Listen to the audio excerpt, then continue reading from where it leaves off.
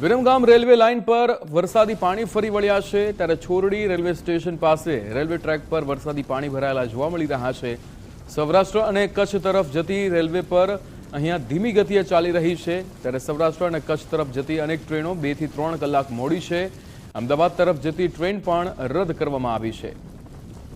વરસાદી પાણીમાં railway line ત્યારે છોરડી રેલવે સ્ટેશન પાસેના આ દ્રશ્યો છે કે જ્યાં વરસાદી પાણીમાંથી રેલવે અહીંયા રેલગાડીને પસાર થવું પડી રહ્યું છે।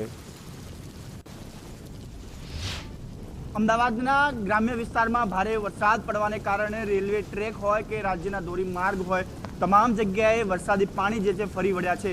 હાલ અમે ઉપસ્થિત છીએ છારોડી રેલવે સ્ટેશન જે છારોડી જેડીસી આવેલું છે ત્યાં પણ જે છે એ આ રેલવે ટ્રેક ઉપર વરસાદી પાણી જે છે ફરી વળ્યા છે। ટ્રેનો પણ ધીમી ગતિએ જે છે ચાલી રહેલી હોય તે પ્રકારના દ્રશ્યો સામે આવી રહ્યા છે।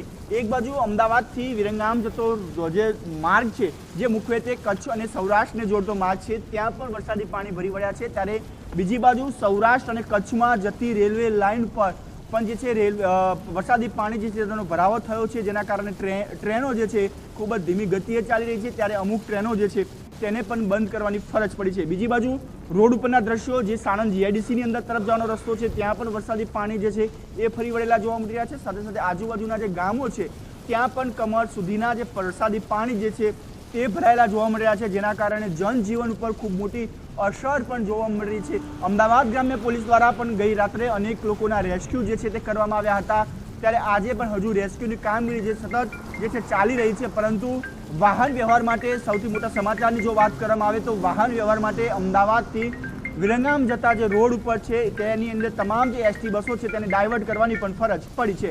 કેમેરામેન ગજા સાથે રાહુલ ત્રિવેદી, ગુજરાત ફર્સ્ટ, અમદાવાદ।